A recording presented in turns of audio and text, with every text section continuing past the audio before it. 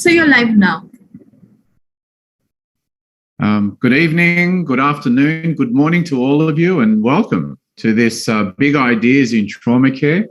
This is an educational initiative of the Asia Pacific Trauma Society on behalf of the Asia Pacific Orthopaedic Association.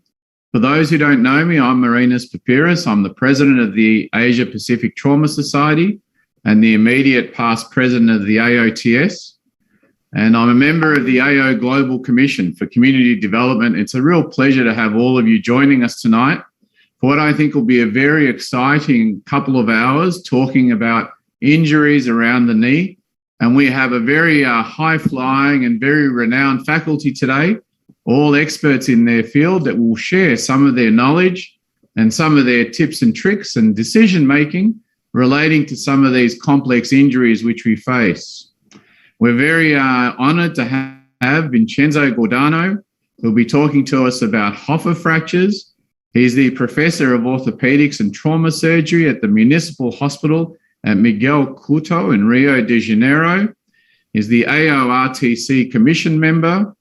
He's the Research Officer for the AO Trauma Latin American Board, and he's part of the AO Curriculum Development Team. So welcome, Vincenzo.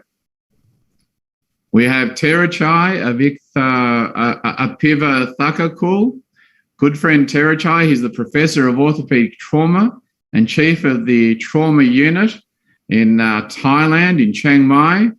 He's the editor of AO Principles of Fracture Management. He's the editor of the Thai Journal of Orthopaedic Surgery in Thailand. He's one of the innovators in minimally invasive plate osteosynthesis. And I could speak for at least half an hour on the contributions of Therachai to the trauma field. So welcome, Therachai. Thank you very much. Hello. And we're very honoured to have at this very early time in his home country, Rodrigo Persantez. He'll be talking to us about tibial plateau fractures as well. He's the chair of traumatology and general orthopaedics at the Foundation Santa Fe in Bogota. He's the chair of AO Trauma Latin America. He's a member of the International Trauma Board. He's an international program editor in the AO Residence Education Task Force. So welcome, Rodrigo. Thank you, Marinis. And we have Sachin Tapasvi. Sachin is a sports and arthroplasty guy, and it'll be interesting to hear his perspective on the injuries around the knee. He's the director of the Orthopaedic Specialist Clinic in Pune in India. He's the chair of the Knee Sports and Preservation Society in Issaquah. He's the president of the Asia Pacific Sports Society. It's great to have a couple of presidents in the interaction amongst our subspecialty societies. And he's also the president-elect of the Indian Arthroscopy Society. So welcome, Sachin. And we're very honoured to have as well Anup Agarwal, who's just in process of joining us from the operating suite. He's the chairman-elect of the APOA Trauma Society, and he's the chief orthopaedic surgeon at Shushruth Hospital and the secretary of the UP Orthopaedic Association. And of course, Leah Marliano, who's a member of the Asia Pacific Orthopaedic Society Executive Trauma Board. She's an orthopaedic surgeon and trauma surgeon, and she's a professional consultant in crisis center management and the Indonesian Ministry of Health. So welcome, Leah. And of course, we're very kindly joined and we're very thankful to the APOA for all their support, and especially Jamal Ashraf, who is also the second vice president of the Asia Pacific Orthopaedic Association, for all his support and help behind the scenes to make this a reality. So welcome, Jamal, and thank you for your support. Thank you, Marini. I think you've missed Vajara. And Vajara, yes, I have. Vajara, welcome. Vajara is an orthopaedic surgeon from Thailand. He is the immediate past education chair in the Asia Pacific Orthopaedic Association. The AO Asia Pacific Trauma Board. He's on the commission, or he was on the commission for education. He has been a trustee of the AO, and he's a very good friend and confidant. So welcome, Vajara. Thank you, Marinis. Thank you, Shama, reminding him. Yeah, sorry, Vajara. And now I'd like to hand over to Vincenzo Giordano, who will speak to us about managing the Hoffa fracture.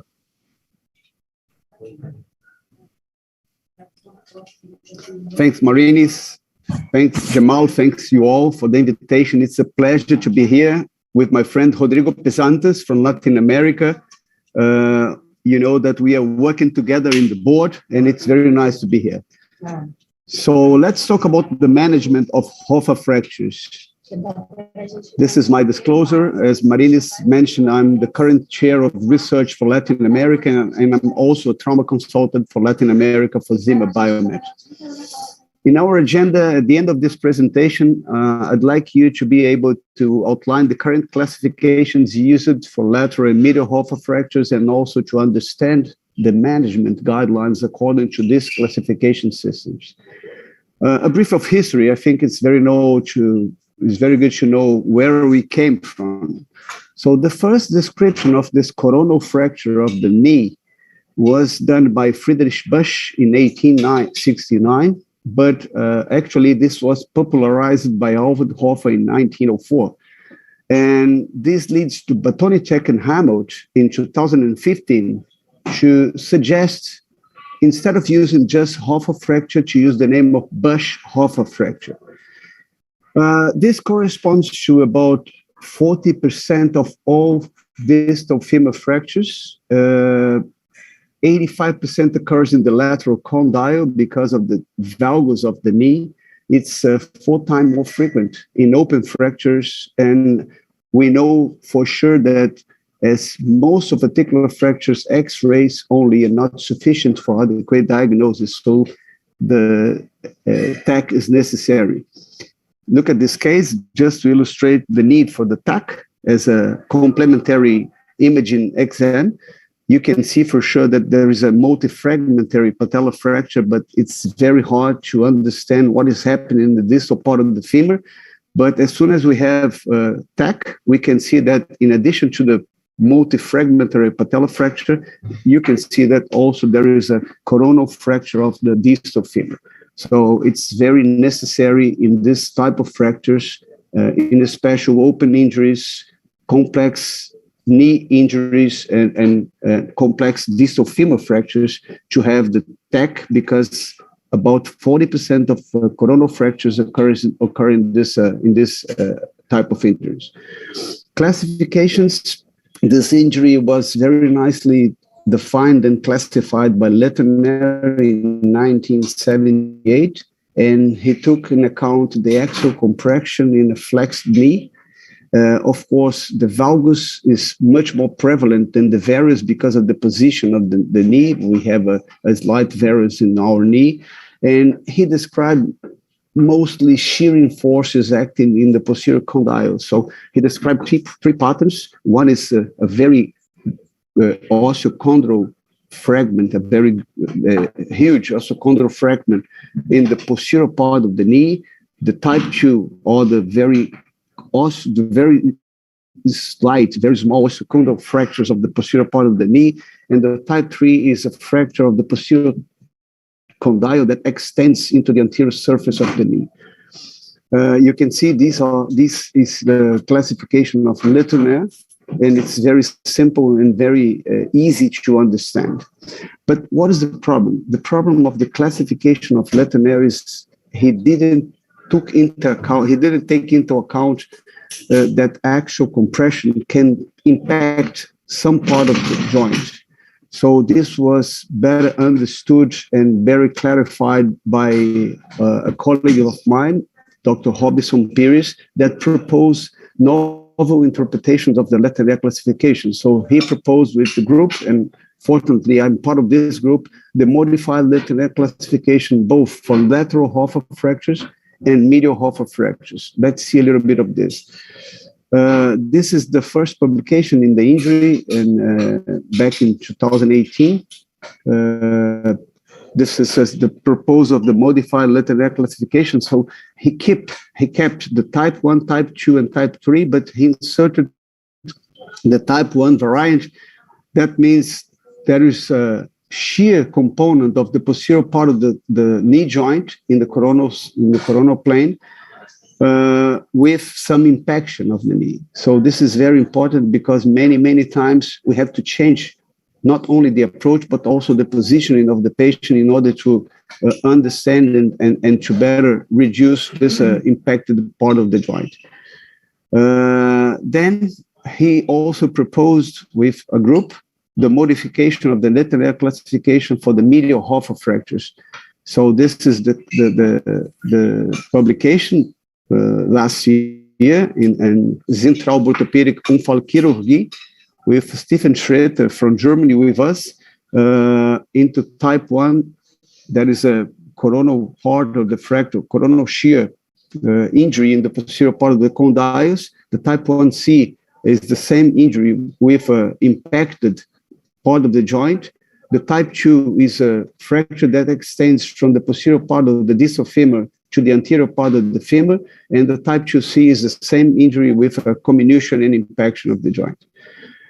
With this in our minds, we are ready to understand the management guidelines. So I think we have first to know that the approach depends on the fracture pattern. So we have to understand the fracture location, if the fracture is lateral, in the medial part, or both, and also the morphology. If we have just a pure shearing fracture, or if we have also impaction in the joint.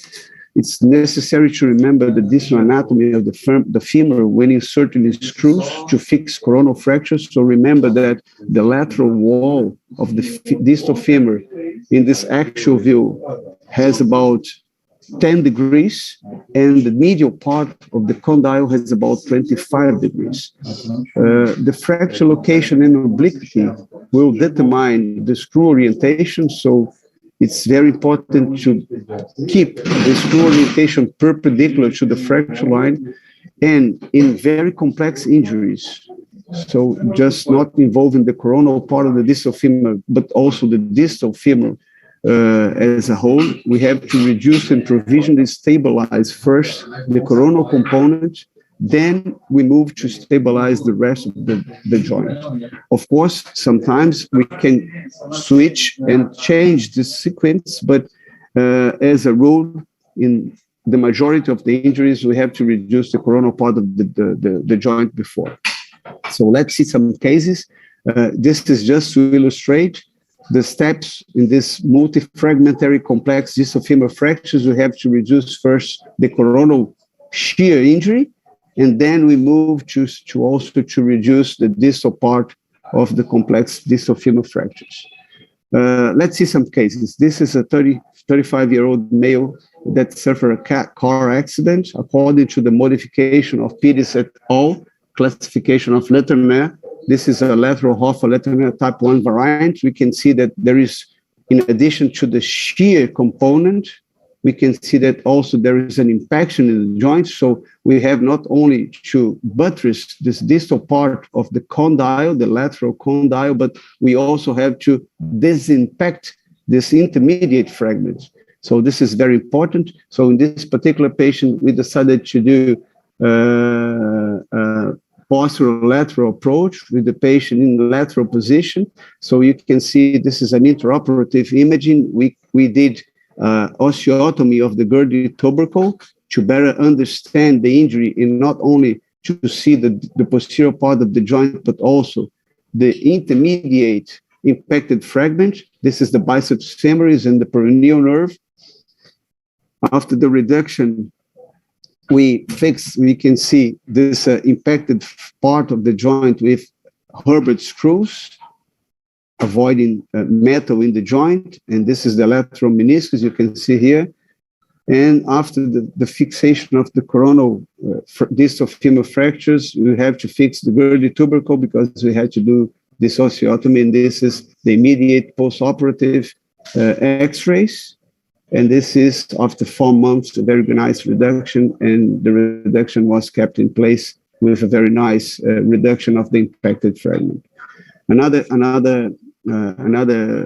patient, a 21-year-old male that also suffered a car accident. You can see a lateral Hoffa, Lateral type 2 injury plus PCL tibial avulsion. You can see a huge defect on the tibial plateau because of this avulsion of the PCL insertion. You can see the multifragmentary osteochondral posterior part of the lateral condyle.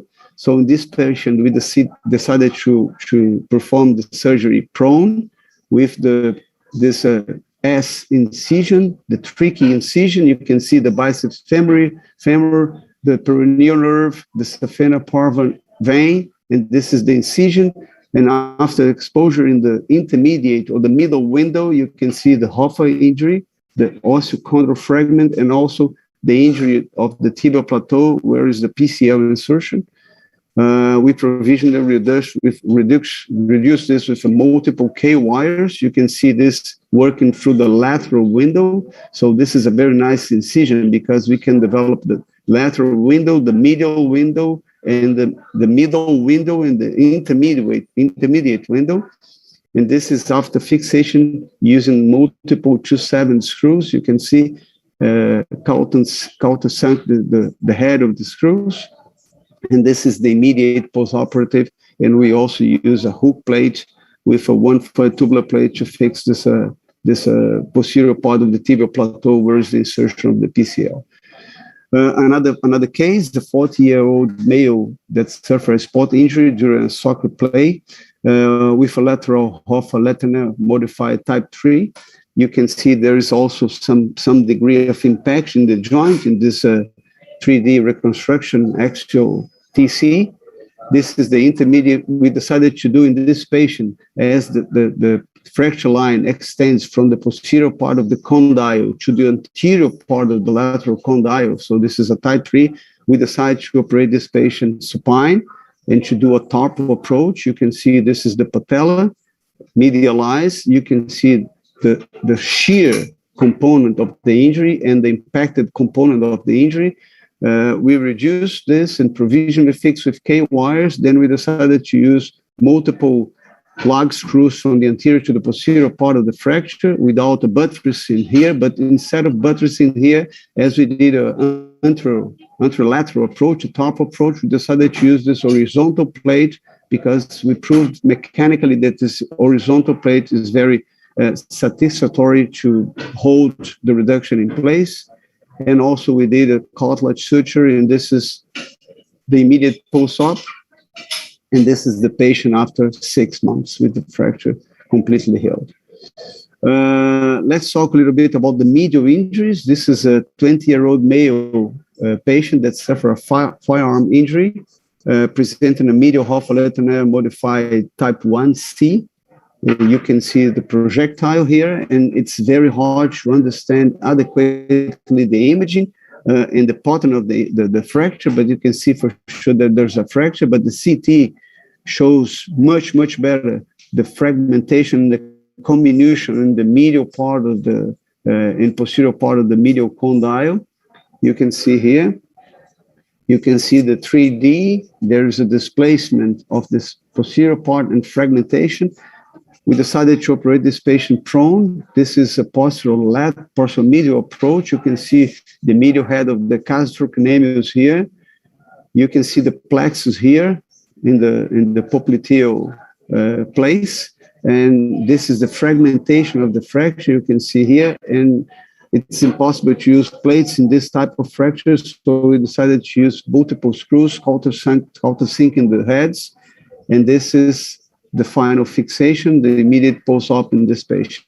And this is a final case that I would like to show you. This is a 29-year-old male that suffered a fall from the stairs, presenting a medial Hoffa modified lateral type 1C also. You can see again, there's the shearing pattern here, but also there is a fragmentation in this part, multiple fragmentation with very small pieces of osteochondral fragments. And also there is an anterior brain fracture of the tibial plateau here.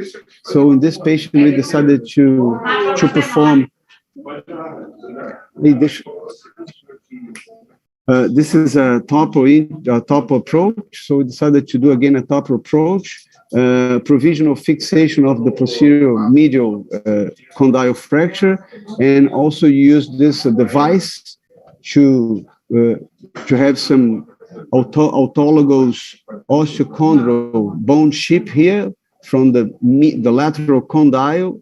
It's not with bearing area to use in this defect because we had to took out these small pieces of osteochondral fragments, and this is the final fixation. You can see that we use also this distal T-plate, locket plate of radius to fix this anterior component of the tibial plateau. You can see the plug of the osteochondral bone graft here, and this is the final fixation of this patient. So sorry for this noise because I'm the OR, but as take-home messages, I would like to tell you that the coronal fractures occurs in about 40% of all distal femur fractures. You have to take special attention to complex patterns and also open fractures because this increases the risk 4 times to have these coronal injuries in association with the distal femur injuries. By using the modified Lateral classification as proposed by peers and colleagues, helps in indicating the choice of approach and also the patient positioning. And finally, remember that fixation has to consider always leg screwing, but sometimes we also have to consider buttressing because many of these fractures have in addition to this osteochondral impaction, have this shear component, so we have to avoid losing our reductions. So the best way is to use a buttress plate as well, or as a variant, this horizontal plate, as we described before, also in injury. And thank you for your time. Thank you again for invitation, Jamal and Marinis. And again, sorry for the noise because I'm in the OR. Thank you very much. Vincenzo, that was a terrific talk, and thank you for your thoughts. One of the challenges that people have with managing the Hoffa fracture, and it's one of the questions from the floor, thank you, Sachin, is how do you choose, if there's no tibial plateau fracture, what are your thoughts about when you choose to go posteriorly as compared to laterally, medially, or anteriorly? Marinis, I'm going to tell you that I always prefer to go with the patient supine and to perform either an anterolateral or anteromedial approach or a lateral or a medial approach. But sometimes in these very small pieces of osteochondral fragments, like, for example, the Lateral type 2, because there are very small pieces in the posterior part of the lateral condyle, and in medial Hoffa fractures, when we have also these very small pieces of osteochondral fragments, it's very hard to approach this by anterior or by lateral or by medial. So in these particular conditions, I prefer to position the patient prone and to do either a posterolateral or posteromedial approach to approach this injuries. Many times I could see that this is not enough. I also have to see the joint from anterior. So in these situations, I position patient lateral decubitus because I can do a posterolateral or a posteromedial approach, but I can develop a little bit to anterior to approach this impacted part of the joint that is normally in the middle portion of the distal condyle. Yeah, that's a great answer, and I think that's a very pragmatic approach, Vincenzo. One of the other questions on that point is, how do you deal, or what are your tricks for dealing with the reduction of the depressed osteochondral fragments? I think we have to do as we do in the tibial plateaus. I think we have to open the book. So you have to take from your front the shear fracture, because you can see the joint. You are able to reduce the impact part of the joint. You have to fix provisionally with multiple K wires. I prefer to use 10 K wires. 1.2 K wires.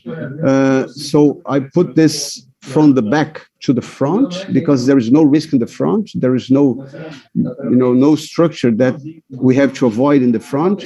I use smooth K wires. Then with this impacted part of the joint reduced, I can close the book close the shearing component. So I came back with the K wires. So I used, as I told, smooth K wires with two tips in both sides. So I came back with the K wires.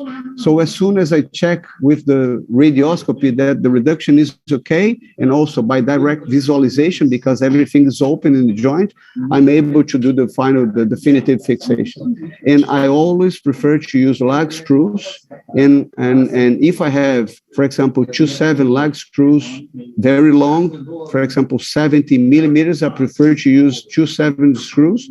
If I don't have it, I use the 3.5 screws from the pelvic set, and I always use a buttressing plate in the shearing vertex, in the shearing apex of this fracture. Yeah, thank you, Vincenzo. Thank you. That was a great talk, and we may there were some more questions than we got to. We may touch on some of them at the end as well. So now I'd like to hand over to Leah for the next talk. Okay, thank you, Dr. Marinis. The next talk will be Professor Therachai from Chiang Mai University, talking about management of medial tibia plateau. Please, stage is yours, Prof. Therachai. Thank you, Leah. Can you see my screen? Yes. Okay. Good. Thank you. Yeah, thank you, Marinis and Jamal, for inviting me to learn something. I always learn, like last lectures is a great talk for the Hoffa fracture. Now, today I will talk about the medial tibial plateau variants. I will review some of the literature about the medial tibial plateau fractures. How is associated with this soft tissue injury, comprehensive surgical approach, and a case demonstration. I just show you a case because I want all of you to follow the thinking or the decision making. Yeah, it's not an easy one. You have to look at many information and then use all the information to make your decision. It's may not the same as you treat the fractures. It's like you treat both fractures and the soft tissue around the knee. The medial tibial plateau fractures, or the type 4, right? 69% you have the ligamentous injury is described by standard. If you have varus injury, the LCL will be injured. And avulsion of the cruciate is very common. It's not just the medial plateau fracture as we know in the past. We see this is more than the fractures. It's like a fracture and dislocation. That means you have to combine the treatment of this injury. This is just in August this year in AOTS. It's a good example of how much soft tissue injury associated with these Chasker type 4 tibial plateau fractures. They reviewed 27 cases of this type of injury, and they look at the associated soft tissue injury. That means cruciate ligament, meniscal injury, and collateral ligament injury. The diagnosis of these soft tissue problems they look through the operative note and the MRI. And they found that the incidence of the lateral meniscus injury was 63%.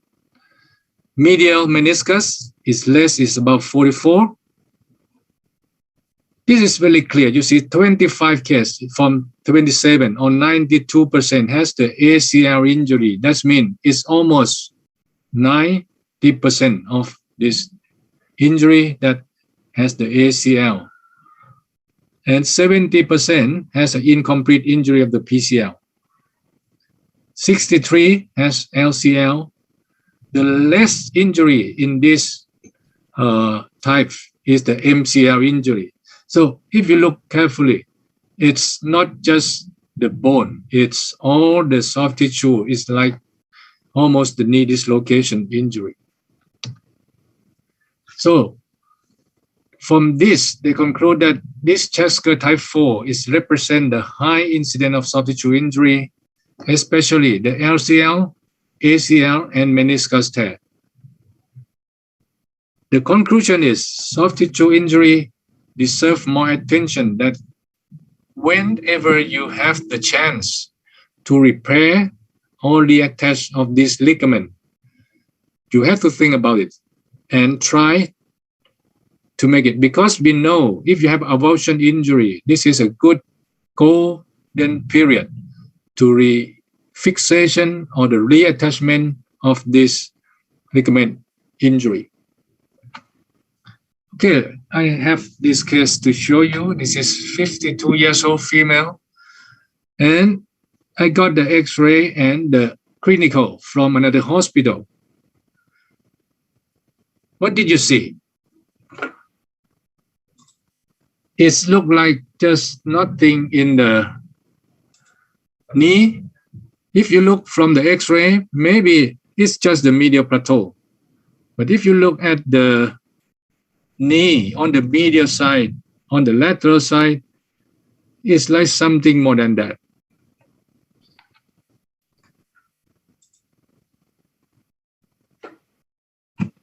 Just a moment, it doesn't move. The question is it a complex or just a simple one? Just fix it. I request for the initial X-ray and they send me this one. And now it's clear that it's not just the medial plateau fracture, it's the fracture dislocation. Now, as a surgeon, you have to think before you send any investigation, what structure should be injured in this case? Which one? Where is the ACL? Where's the LCL? Right? So the structure that should be injured is the lateral meniscus, because you see the displacement of the lateral tibial plateau over the lateral femoral condyle. PCL, maybe LCL is here on the lateral, and ACL should be injured because you see the insertion of the ACL or the ACL footprint is gone. From the CT scan, now you see the displaced fragment of this ACL from the coronal and the cross-sectional view. Is the ACL footprint that you have to refix it. Small avulsion, avulsion of the LCL. And this is a CT scan from 3D. It's already reduced, the fractures. But if you look carefully from this, maybe nothing that much. You see only the ACL attachment or footprint, that injury. But the ligament, you cannot see it. So the investigation more for the MRI. And from the MRI, it's clear that the lateral meniscus has injury. The PCL is intact or the partial. You see the PCL is good. ACL is not clear. That means you have the ACL injury. MCL is complete avulsion. And LCL as well, you see from the X-ray and in the MRI, it's clear that you have the LCL avulsion. This is the summary from the MRI. You have the ACL rupture and the tibial insertion, complex tear of the lateral meniscus, posterolateral corner injury, MCL avulsion, and medial meniscus contusion. Okay, let's have a look. What is your plan? What is your plan? Just fix it or what?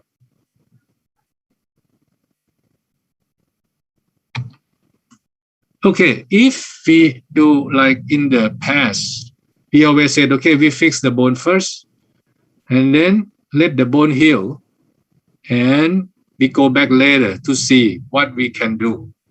This is when I was a resident, or maybe 5 years ago, we said, okay, we fix the bone first. It's simple one. You'd make a posterior medial incision, and then you buttress at the apex of this fracture, and you lag screws from posterior to anterior, and that's it. On the medial to the lateral, or some plate, is fine. You fix the bone, but you don't touch any soft tissue inside, because this is an extra articular if you do the posterior medial approach. But if you want to see in the joint, that means you have to combine something. Or you can use the posterior medial incision. Can you see my mouse, my arrow moving?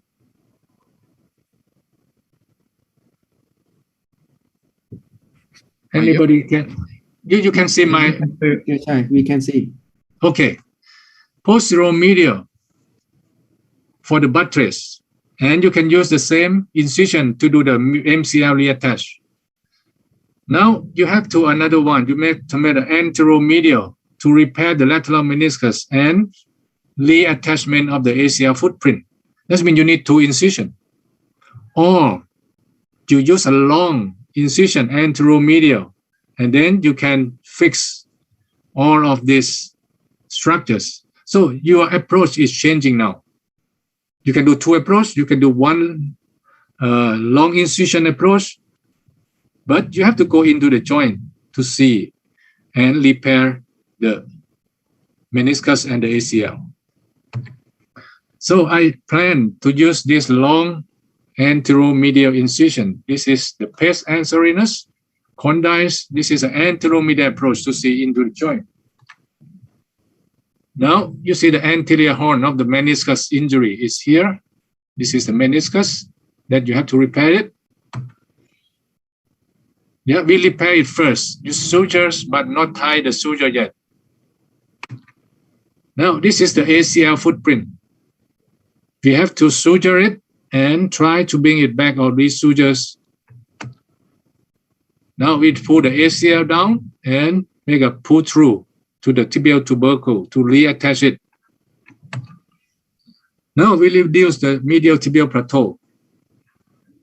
From this medial and lateral, it's clear that now the joint is reconstruction along with this ACL.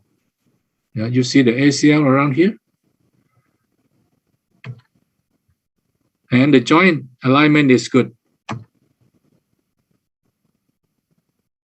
Now we use the lag screws to fix this fragment first and go to posterior medial for the buttress at the spike of this posterior medial fragment to prevent shearing. And we use another medial over this posterior medial plate for fixation of the medial to lateral plateau.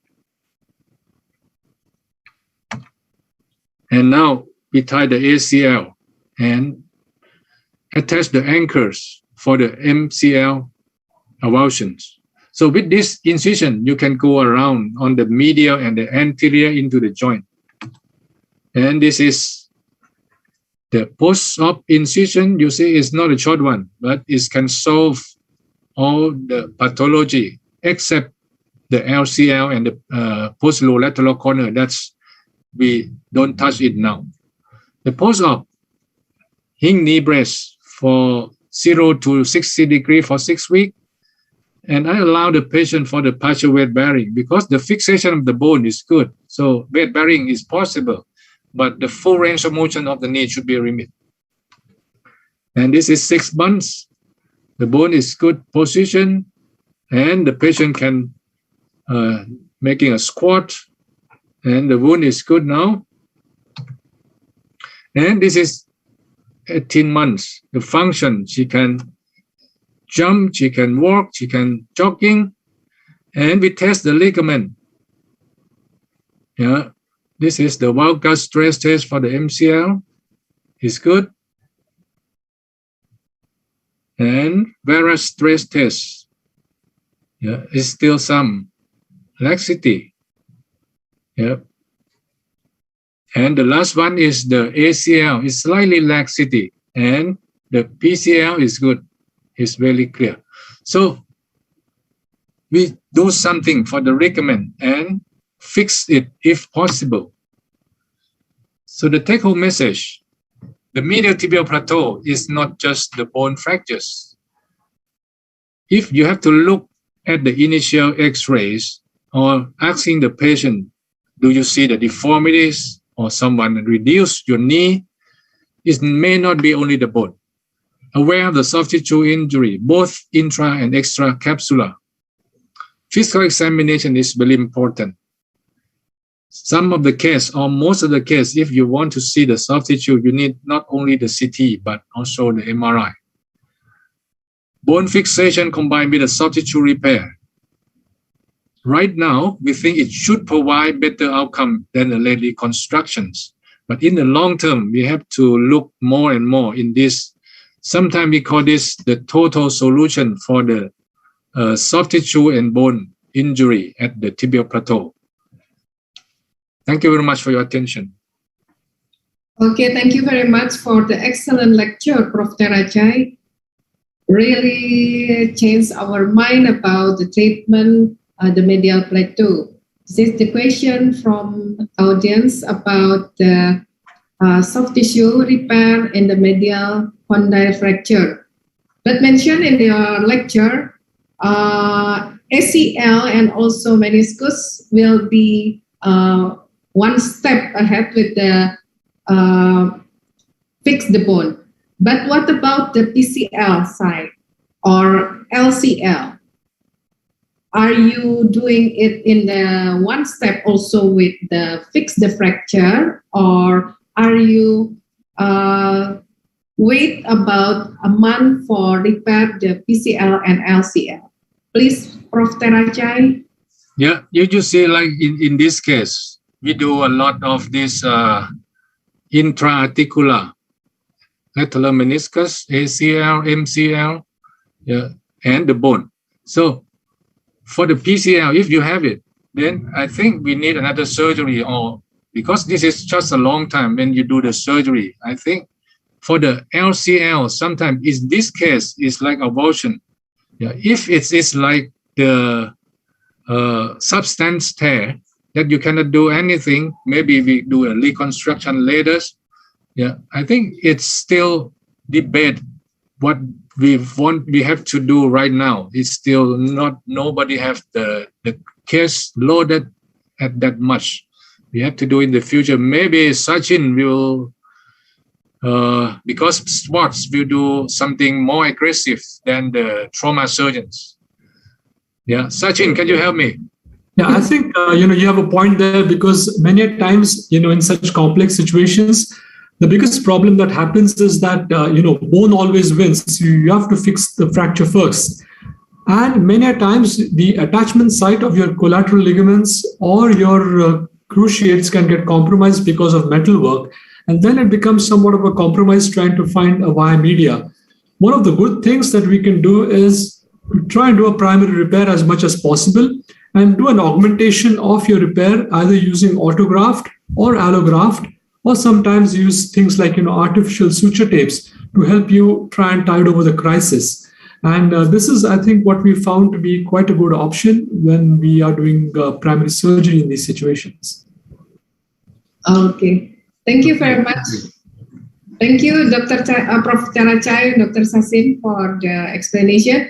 And the next session will be Dr. Vajara, and Dr. Anup will be the moderator. Please, Dr. Anup. Okay, Dr. Vajara will be speaking on complex medial and lateral tibial plateau fractures, the tips and tricks. So we'll have a master showing you what you can do in your daily practice. Dr. Vajara. Thank you, Jamal. Thank you, Jamal and Marinis, inviting me here to learn something from, great lectures from two of the speakers before me. I think I learned a lot. And now we are at the time to talking about complex medial lateral plateau. And I have to reveal something about the principle from Joe Chasker. I think this is a very important principle to talk about this lateral plateau. Like articular fracture, I think we need two things. Rim integrity is important. If you have this fracture, you imagine that you have to push it back. So it will have a cortical containment. And then you buttress. If you have split wedge, you need to do this kind of buttressing. So this is the principle. Otherwise, what you reconstruct, it may not remain until it heals. About the joint depression, I think you need to elevate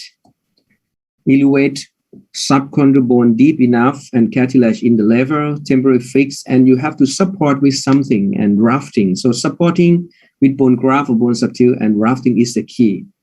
And if you have metaphyseal bicondylar and or shaft extension, you need to make sure that the axis of the tibia is good enough. Let's see this example. You see, this is a very good example of both condyle, medial lateral condyle, and most of the time lateral is depressed. But look what the surgeon did. And this is always a mistake, that instead of posterior medial buttressing or fixation at the apex in the posterior, the plate is anterior medial. They may buttress the lateral, but you look, the most important is articular was not elevated, no supporting, no rafting, nothing fixed. So it will fail.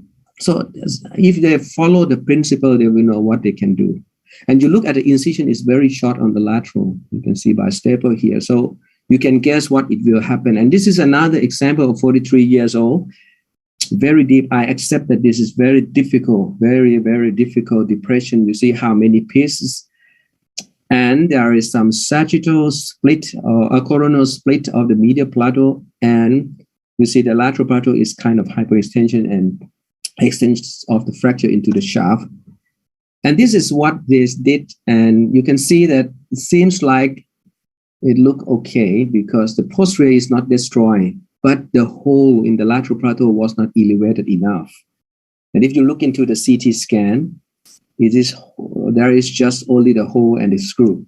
So it will not work. So when you see this incision of this case, you will understand clearly what happened. Because the incision is very short. They do MIPO technique, which is fine for the plating of the shaft. But if you look into the articular surface, you need longer incision. You need the incision to be able to look at the articular surface of the tibial from the top. I will show some case. If you look at this case, it looks like good, right? If you are a general practitioner or some orthopedic surgeon who are not familiar with trauma a long time ago in the field, and then they look at this, somebody even conservatively treated this patient because it looked nice, right? The axis is good, just crack, non-displaced. But if you look into the CT scan, it is not that good, right? Many times it will be like this. So when we have seen something at the tibial plateau, especially at the lateral, you see some line, the recommendation is just do CT scan, otherwise you cannot see it. And now comes to the treatment. Which side first? I think the principle is the principle, and what we taught long time ago, we have been taught long time ago that do the simplified first. The medial, in this case, we go, the position is supine, simple, just external rotate, you can do posterior medial buttressing at the apex. That's fine. Now you reconstruct the biplateau to be just one lateral plateau fracture. Now we address the lateral plateau fracture, and just as we use every day, that's anterolateral approach. The key is the incision has to be long enough because you are going to do accurate reduction of the joint. And you open joint by meniscotibial ligament elevation. You tack the suture. You see the top of the plateau. Also, you can expose the joint clearly. And now, through the fracture or through the drill hole, you can reduce the depressed fragment. Make sure that you pack from very, very deep below, not just at the cartilage. So you have 1 to 2 centimeters of the subchondral to be able to lift it up. And then when you lift it up, check with C-arm. So you have two things. Direct visualization to make sure anatomical reduction of the joint is the key, and you check with C-arm. If both of these check is fine, so you go ahead with fixation. And don't forget to support with bone graft or bone substitute. And then with bone graft and bone substitute, you have the rafting screw, and you close the meniscotibial ligament. And if you have a stable fixation, good support, you are confident to start the early range of motion and good outcome. Next, to show that this is bigger. The other case is this space is very big, depressed fragment. And we have to think this is the lateral plateau, which depress and what approach, what position, and any assisting tools. I will say this tractor is the key when you do lateral plateau, especially if you have a lot of depression. How can you ask the resident or the fellow to do varus and keep the distraction until you be able to elevate the plateau back to its position? I think the distractor is very important, and do not hesitate to split the already split lateral plateau. Even sometimes it's not already complete split, I split it. And when you split it, it is clear now that you have a big fragment, deep impact into the metaphysis. And the key is you use thick osteotome. Under the osteochondral fragment, you keep a cancellous bone thick enough, and you're hammering it in until you reach the point of the depression, the whole way of the piece. And then you just leverage it up or tamp the osteotome up, not tamp the bone, but tamp the osteotome up and twist your hands until you can achieve this nice reduction. Now again, direct visualization and C-arm image check. So you can change this left photo to be the right photo by this just splitting and open the window. Then you can close the window. And then if you have a hole, you pack it later. But if you don't have a hole, I pack it before I close the window with bone substitute. Just pack it very, very, very, very hard. So it will sustain the load of the lateral plateau. And this is the rafting screw. And the other thing is you have to make sure that the posterior screw will go very deep in the posterolateral corner, not just at the anterior. So it will be at the corner between the head of the fibula and the tibial plateau. Now we go to see another case. Now it's lateral and medial plateau. It's not just only the medial plateau, but the extension of the fracture into the medial the metaphyseal and the shaft. And for the lateral plateau, yes, this is quite depression. The posterior cortex has a little bit of not real displaced, but a little bit of displacement in the posterior due to the force. And you see some coronal split of the medial. So I decide to go for supine because first, when you have the medial or lateral, if the medial is like this, we have shaft, we have simple long spiral. I think just lag screw, you can achieve anatomical reduction. And with this, a small plate here, so you can stabilize, neutralize the force at the medial, the proximal. And because the shaft is long fracture, so we just splint the medial column with this DCP, just simple DCP. So you turn the complex shaft, medial, and lateral plateau into just a lateral plateau. So this is a strategy to make the easy things first. And then now, this is only the lateral plateau. This is just to show you the clock. Somebody excuse on that, I will not use this tractor because it takes long time, rest of the time I have residents. But you look, just 4 minutes before 7, I start to put the pin. And then this is just 4 minutes, I finish. Okay, if you find something, you may find some pin and spend a little bit long time. It's 7 minutes something. So use it and you save hour or half an hour of frustration. So when you have this distractor, you can distract. And this is just to show the how you open the meniscotibial ligament. I would like to show that you have to open the whole way to the anterior and to the posterior. You have to be careful about the collateral ligament, lateral collateral ligament near the fibular, proximal tibial fibular joint. But you have to go very long to the posterior. So you can see the whole lateral plateau. And then you can do tack suture, and then you pull it up, so it's improved your visualization.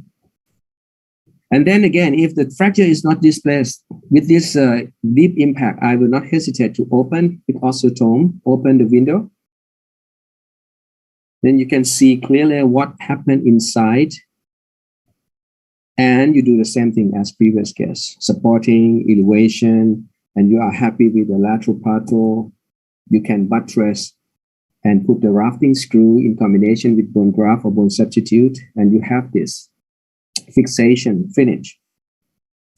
So with this complex fracture, if you have strategy, you will have a very good result because you will be confident because you know what you construct is stable or not stable, especially at the lateral Pateau. The other case, this would like to show that sometimes the medial is not that simple. You have lateral Pateau fracture, and you see this is the entire condyle. As the Therachi talk about the lateral collateral ligaments, you can see this case clearly that there will be some injury. And then you can see flip fragment of the lateral depression. Now we have complex problem. Which side first? Because the medial is not that good. The medial is comminuted. So I decide to go for the lateral, trying to flip and push that flip fragment back. Otherwise, I cannot close the joint block. I cannot go for the medial to make it one column fracture because this flip fragment is still obstruct the reduction. So in entire condyle like this type, you have to turn the flip fragment and then reduce it first. If you are happy with reduction of the lateral Pateau and the flip fragment, okay, you can support with bone graft at this time. And I use this kind of small plate to do a function like a rafting and use a big periarticular clamp, reduction clamp. So now it is kind of building the block, articular block first. If you are happy with the articular block, now you can go ahead with medial and lateral plating. So in this case, we go for MIPO of the medial. So I put this plate in the posterior medial of the tibia. Now you see that the joint block is good. The axis of the tibia is good. Just in addition, if you like to be stronger construction, just do the MIPO technique as you do every day for the lateral Pateau and see if the joint block is good, then axis is good. You can expect more or less good result.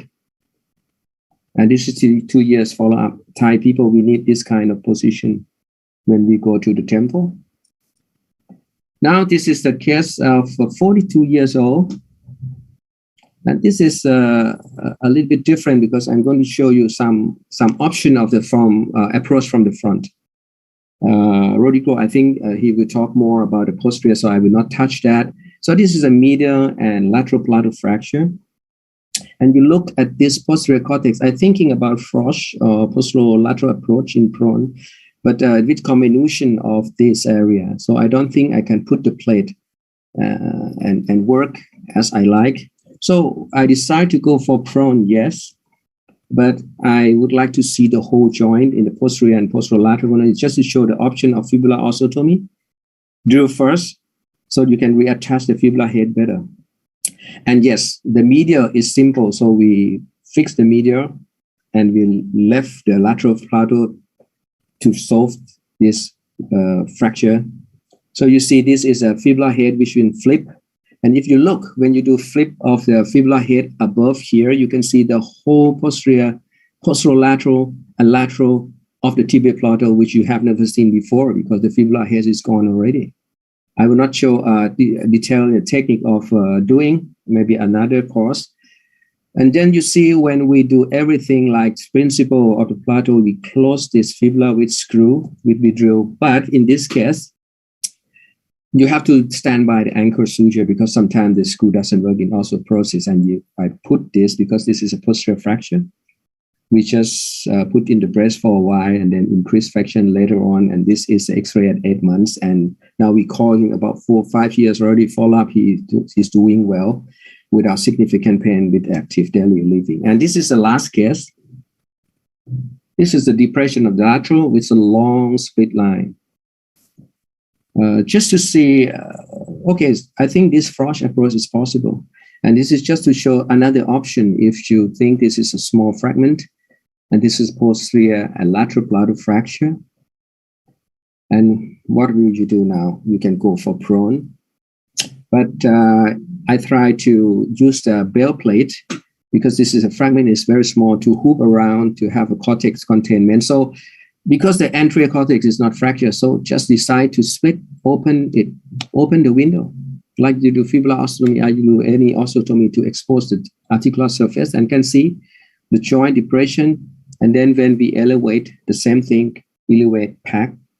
And this is the curved periosteum that I go to the posterior, posterolateral and curve to the posterior.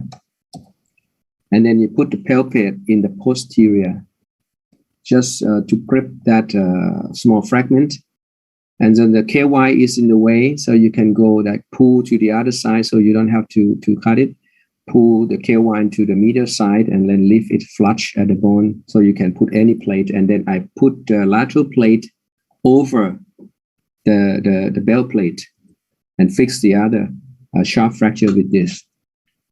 So this is just to show some option if you have a very small fragment and you can achieve the reduction from the front. So take home message, I think follow the principle. I think visualization and C-arm visualization is important. You have to combine both. You reduce accurately. If you need split, depress, you need bone graft, put bone graft, and you have to know the approach.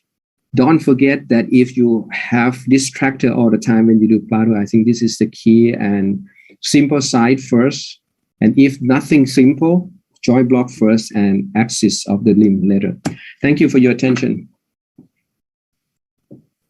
Thank you, Dr. Vajara, for a wonderful presentation.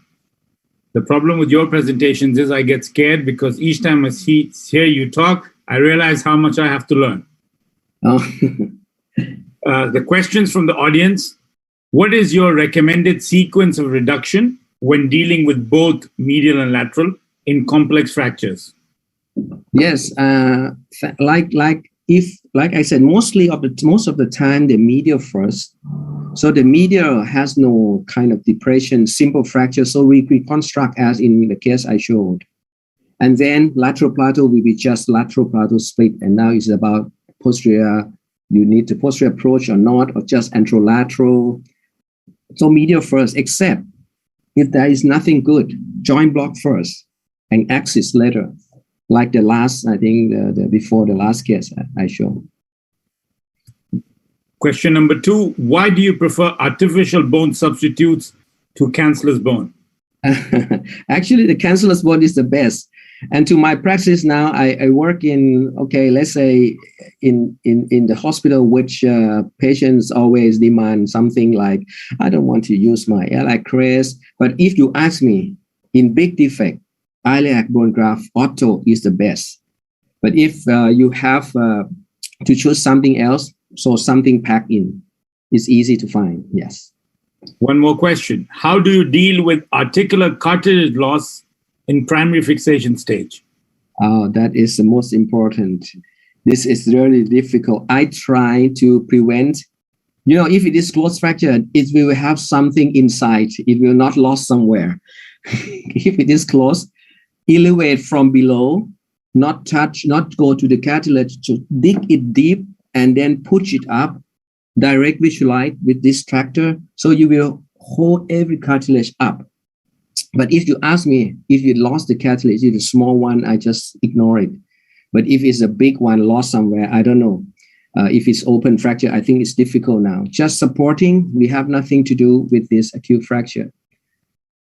Maybe somebody can use this, and Vincenzo use the osteochondrograph if possible, but I don't think in Plateau, in big defect, I can do that. Thank Maybe you. Another speaker can help me. Anyway, thank you, and I will hand it over to Leah to for the next talk. Thank you. You're muted, Leah.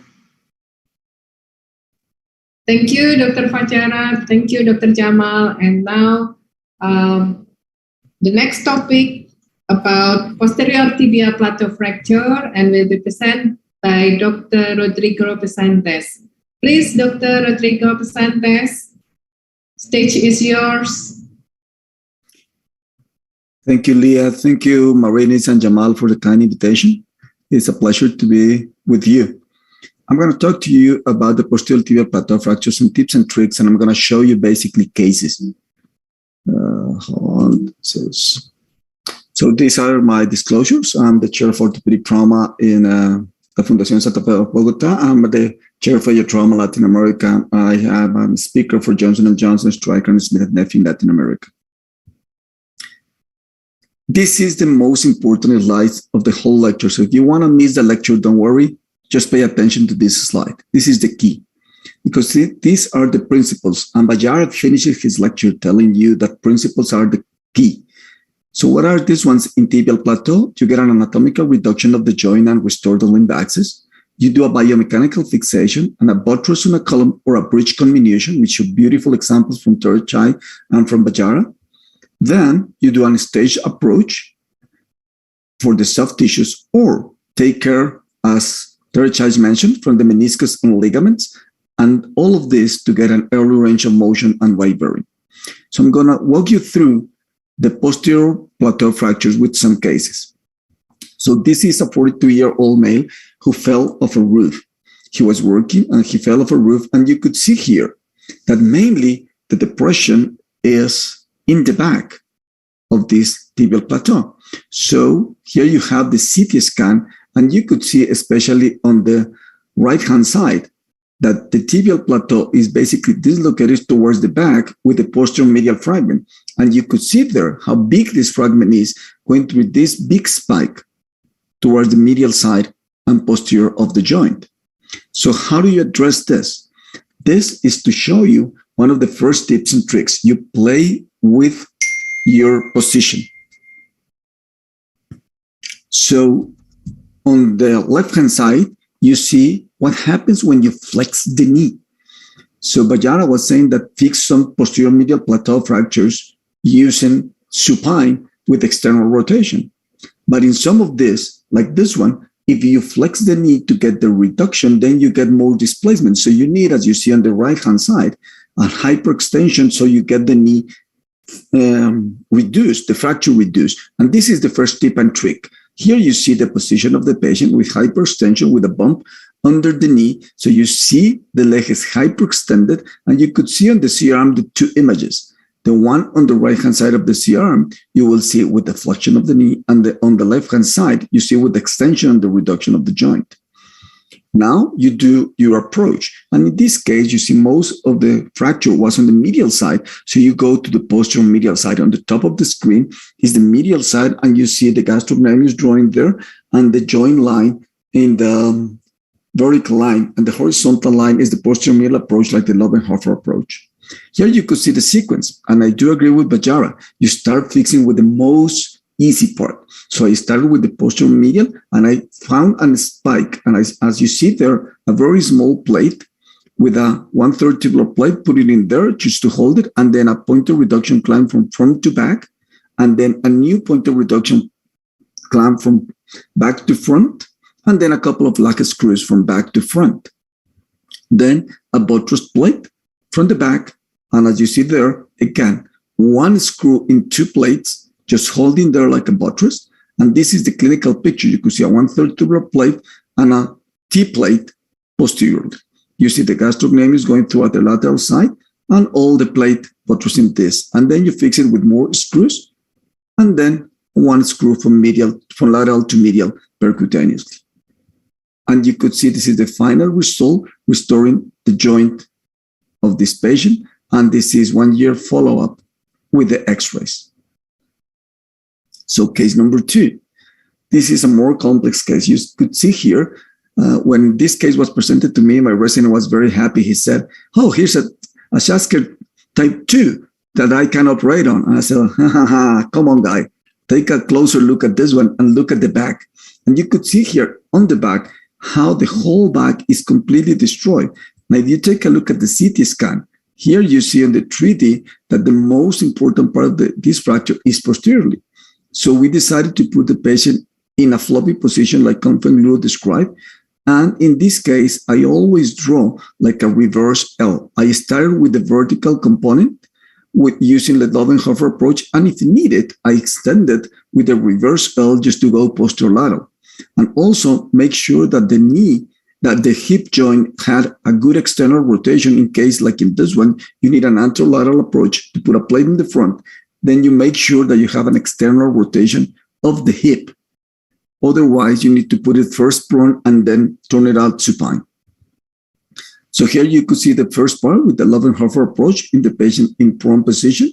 And you see there, the medial gastrocnemius and the whole gastrocnemius is going lateral, and the humeral retractors are on the medial side.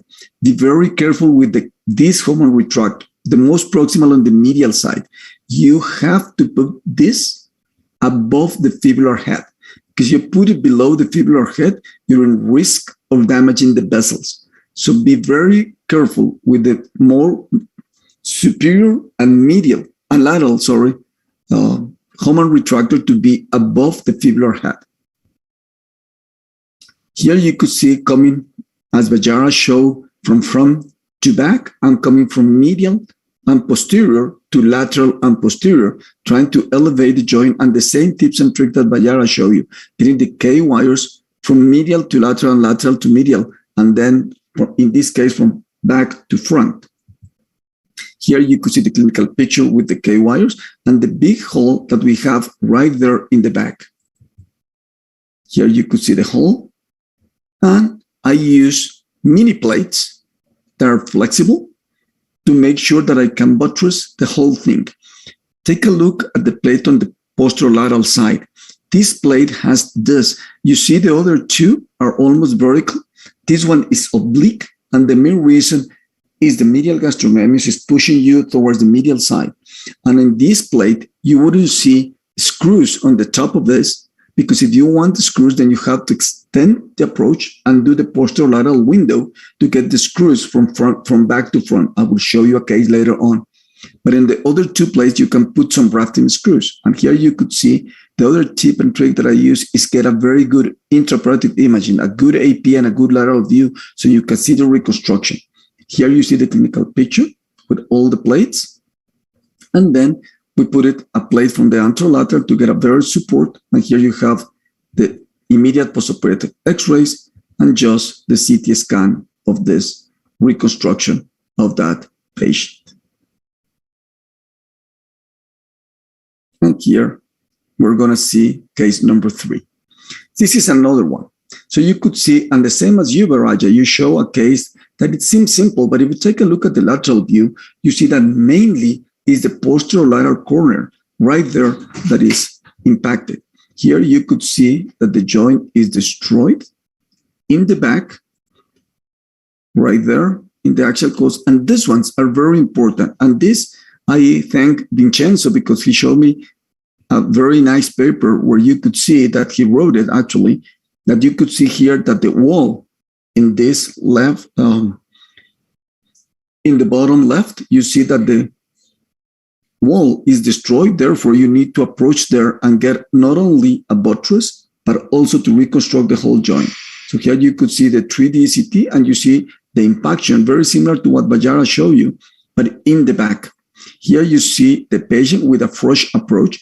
Here, the dot is the fibular head, and this line is the joint, and you go posterior to the posterior part of the fibular head and make a long incision. Vajara, you show a small incision. I love big incisions, just to make sure that I see everything. Here you could see I put the patient, when I have just a posterolateral part, then I put the patient on the lateral position, because I think it's easier to work with the two windows of the approach in the lateral position. If you have a bilateral plateau, then it's probably more easy to put it prone and do the same approaches. But here you could see, here is, as you see on the right-hand side, how we get the lateral view. We get an oblique view. And you're going to see this in another patient with supine.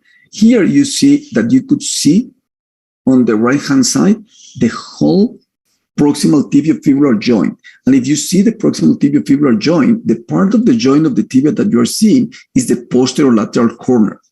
So that's the way how you check your reduction if you're working in the OR with the CR to see the posterolateral part. Here you could see how we got it, and here you see how we got the AP view. So here's the approach. I draw here the fibular head, and now you see the peroneal nerve. I always use these vessel loops, but I never put any clamp with this. I just tighten them, and I told the resident, this is just to show you where the nerve is. It's not to pull on this. Be very careful with the nerve. And here's the posterior window. You have a big incision with a small window, a very, very small window to work. And you see with the proximal retractor, you see the joint. We open the joint from the back, and you could see the joint from the back right where my arrow is. That's where the joint is. This is the depression of the fracture. And I start to work, and I work with chisels, and I put the distal chisel, and I get a hinge on this one just to elevate with a big chunk of subchondral bone. So that way I have enough bone to put my rafting screws. And here's the AP view. Here's how we got it. We still think we need some more reduction. And you see already the hole that we're getting there. We're getting now K-wires. And now we put the plate. And we put like a rafting, like a belt plate, the one that Vajara shows. But in this case, I needed more support in the back. That's why I choose this type of plate. And you could see some rafting screws on the plate. And you see on the right-hand side, the projection that I told you, you could see the proximal tibiofibular joint perfectly. And you see how we can reduce and assess the reduction of the posterior lateral corner. Here you could see, this is just to show you that with extension and flexion with the plate in the back, you can still achieve a good range of motion. Here you see the posterior window where we put the plate and the screws. And here you see the final result. And the oblique views, here, the one on the right-hand side, again, you could see how we reduce and assess the posterolateral corner. Here's the follow-up of the patient. And here's the patient 3 months later with this follow-up.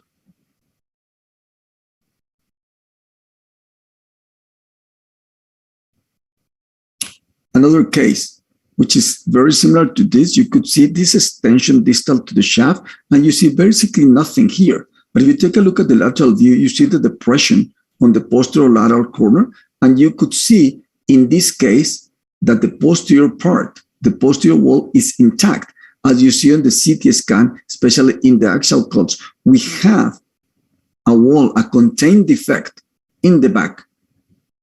Here you could see the 3Ds.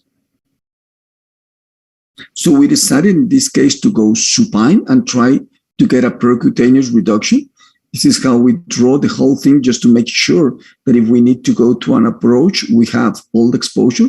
This is a picture that should be at the end, but here you see the incisions that we use to reduce and fix this fracture. So this is the AP and lateral. Here is the projection that I told you to see the tibiofibular joint, and you see the depression in the posterolateral corner. Here we're using a drill to make a hole from front to back to get to the back.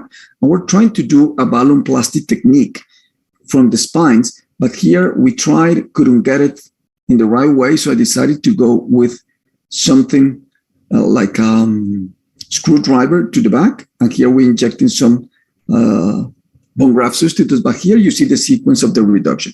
So here you see I put my screwdriver in the back and start to lift, and you see it from left to right on this lateral projection, how we got the reduction. And we can do this because the posterior part is intact. We have a contained defect. Here you see on the AP view, and here on the oblique view from left to right, the whole reduction. And you see how you start to see slowly till you get to the end. You see the whole line of the posterolateral plateau. And here's the AP and lateral view. And now we put some bone graft. In this case, we use calcium sulfate. Here we're marking where the screws are going to be percutaneous. This is above the skin because we want the screws to be really in the back. And here you could see the mini fragment screws, a 3-5 screws, as a rafting screw, and a small screw just to close this distal part. This is an extension to get some lag screw compression. This is the postoperative CT scan. You could could see here the position of the screws and the elevation of the posterior lateral corner, and the screws rafting this from the back. Here you see the 3D reconstruction. And here you see the patient when he came for the stitches removal, and this is 3 months later.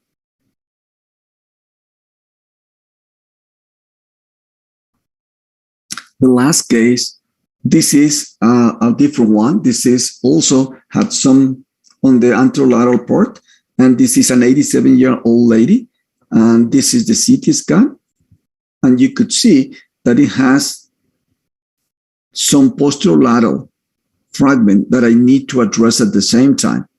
So I started to do a bigger incision, trying to combine an anterolateral with a flush approach as described by Confeng Luo. Then we put the patient in the supine position with a bump on the ipsilateral buttock so we can do internal and external rotation of the joint. Here's how we assess with the CR. You could see here the big incision again. And this is the AP and lateral. We use a small distractor and K wires from lateral to medial, and we put it back from the medial side. We elevate the joint. Here you could see with the distractor how we can assess this. Now we put the K wires from medial to lateral just to make sure that we get the reduction. Once we get the reduction complete, we put a plate in the back to hold the posterolateral corner, working with 2 windows. Here you could see the plate. This was an 87-year-old lady, so we use calcium sulfate also to get it in place. Here's the plate with flexion, and then an anterolateral plate with some rafting screws. And here is the postoperative X-rays and the CT scan of the reduction postoperatively.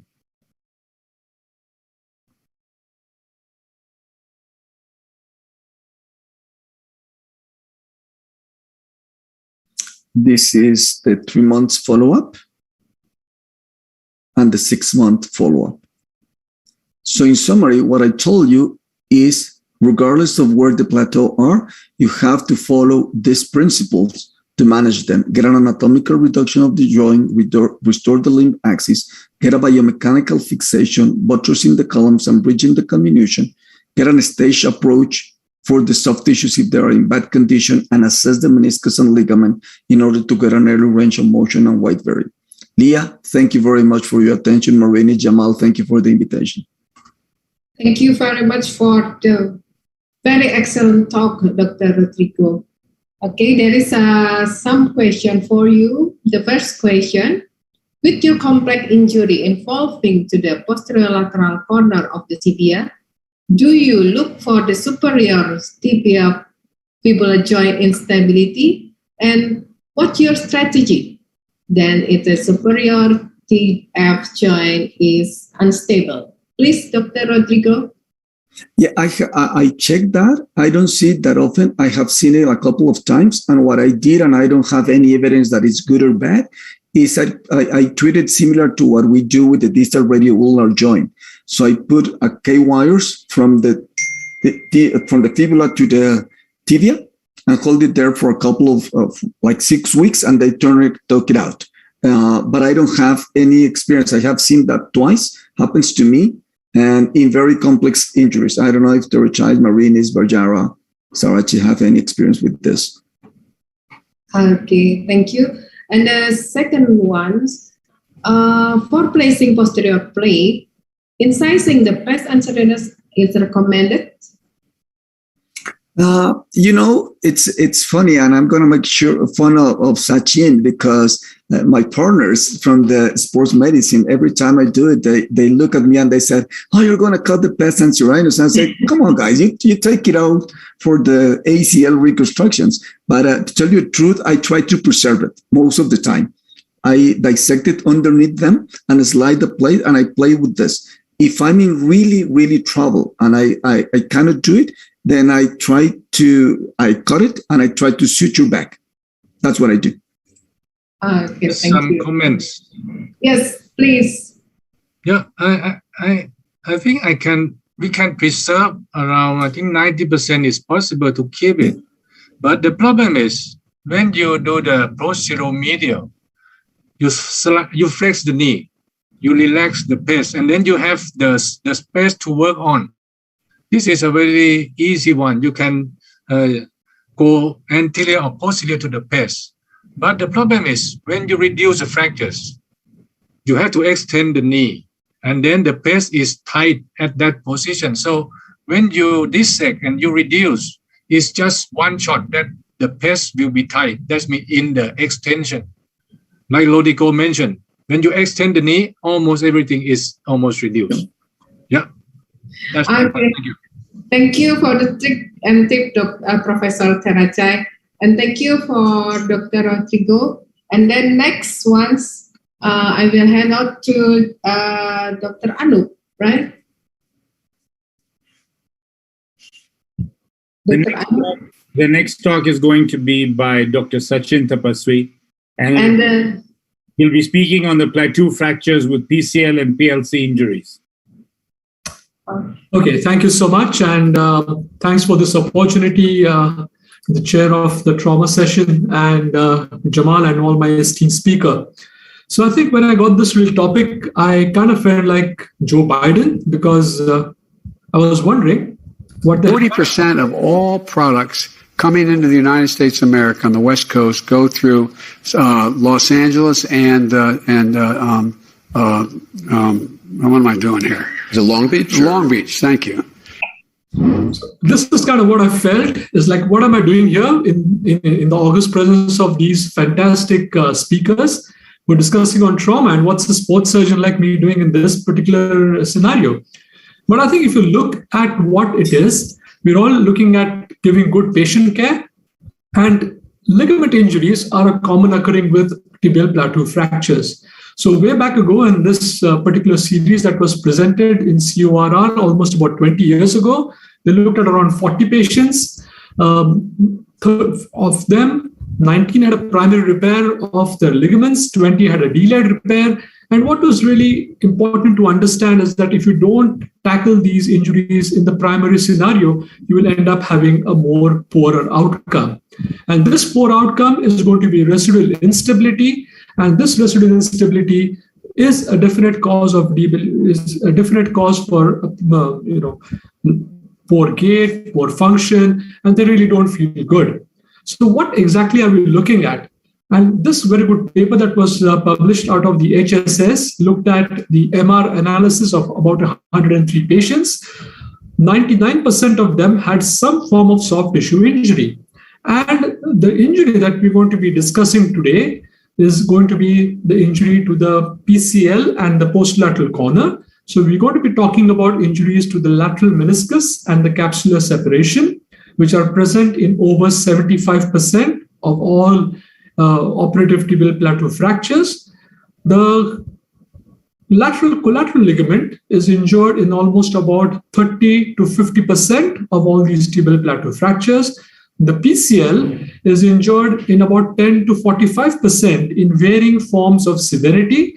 And the posterolateral corner is again injured somewhere between 15 to 55%. So though the posterior cruciate and the lateral complex is injured in less than 50%, still it forms a very important look. Now let's find out as to what exactly are we going to look at in these particular treatable problems, because these are the injuries that we wish to treat. Because any form of complete Sachin. Yes, sorry. please. I cannot see your screen. I see only the text. It doesn't move. I'm sorry. And you can't see my screen, is it? Yeah, I saw it, but it's just the tibial plateau fracture with PCL and PLC injury. It doesn't move. The slides aren't advancing, Sachin. Okay, sorry. I'll just restart again, please. Yeah.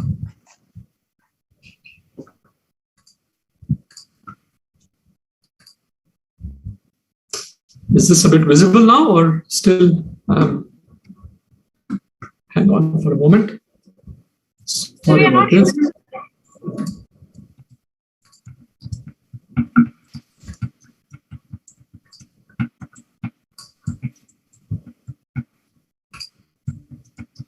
Okay, is the screen seen now or still not seen? Yes, sir. Yeah, that's better. Thanks.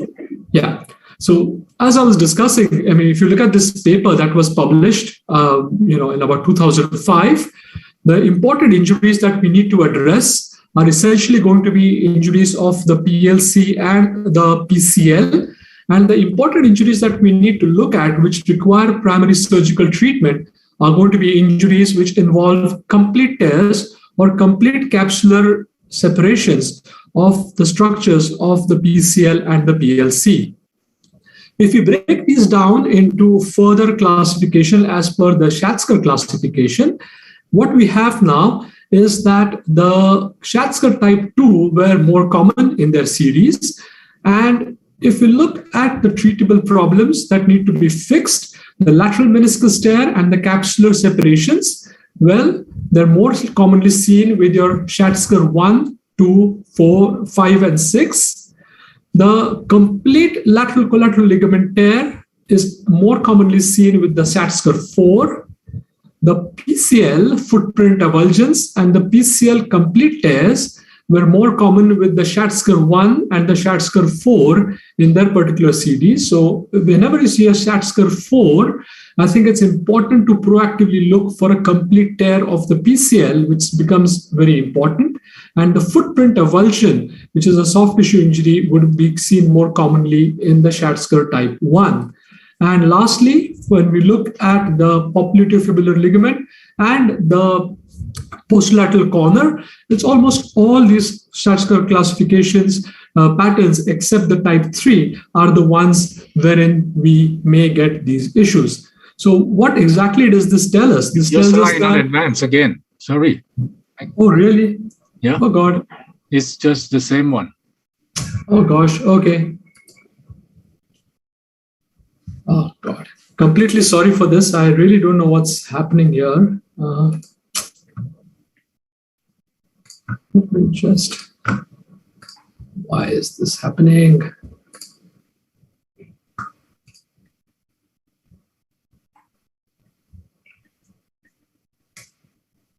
Fine now. Yeah. I'll just advance through this slide because we discussed this particular one. Complete apologies. I really don't know why this is happening right now, but work now. Yeah, it's okay now. Yeah. Okay. So we've gone away from the Schatzker classification to now the 3-column classification. And if we look at the 3-column classification, what is important to understand is that the 3rd column, which is the posterior column, is the one that will get injured. And when you see any sort of injury in this area, this is the one that needs to be looked out for injuries to the posterolateral corner or the PCL. What is important to understand is that now this area of this zonal area, which is in the posterolateral area, which comprises of the fibula, which is the so-called posterolateral column, is the one that really does get injured in a lot of injuries, which are commonly seen in our clinical practice. And this, if you see any injury to this area, I think it should arouse suspicion that something wrong is happening here, and this needs to be fixed and get sorted out. What is important to understand is that when you lose the posterolateral rim of the tibia, then your meniscus becomes unstable. If your meniscus becomes unstable, then your ACL is at a higher risk to rupture. And that's the reason why many of these problems would occur when you get a combined lateral meniscus injury along with instability to the ACL as well. And this leads to further issues. So this is the area that we're really talking about, which causes problems. The fibula, again, is a very important structure because it gives origin to very important structures. You have the biceps femoris, you have the FCL, you have the popliteofibular ligament, and the area which corresponds to the head of the fibula will have attachments that look at the attachments of the popliteofibular ligament and the popliteus as well.